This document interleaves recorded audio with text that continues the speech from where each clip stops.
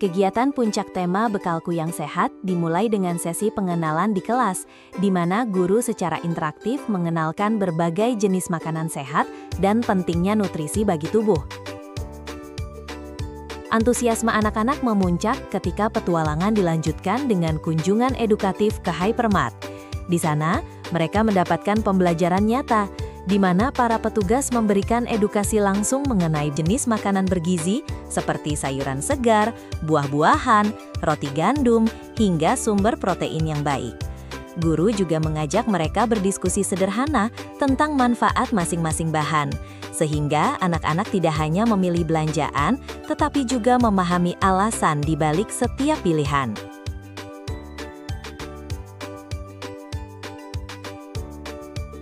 Setelah mendapatkan pemahaman visual dan pengalaman langsung melalui pengenalan makanan sehat, anak-anak melanjutkan kegiatan dengan berbelanja bahan-bahan makanan sehat yang akan mereka olah.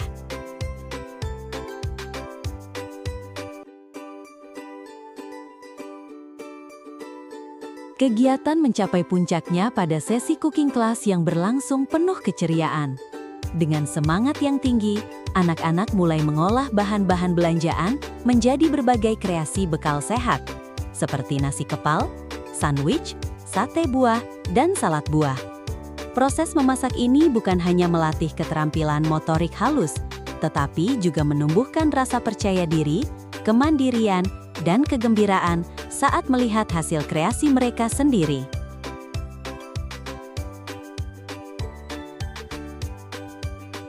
Selain belajar tentang makanan sehat, kegiatan ini juga menekankan pentingnya kebersihan dan tanggung jawab terhadap lingkungan. Anak-anak dibimbing untuk membereskan kembali peralatan memasak yang telah digunakan, menjaga area tetap rapi, serta yang paling penting, memilah sampah sesuai jenisnya.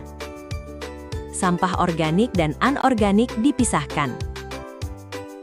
Setelah kegiatan memasak selesai, anak-anak bersama guru mengumpulkan berbagai bahan yang masih bisa didaur ulang. Botol plastik, kardus, dan kertas bekas dipisahkan dengan rapi, lalu dimanfaatkan kembali dalam sesi kreativitas. Dari benda-benda sederhana itu, anak-anak membuat aneka kerajinan dan media pembelajaran yang menarik.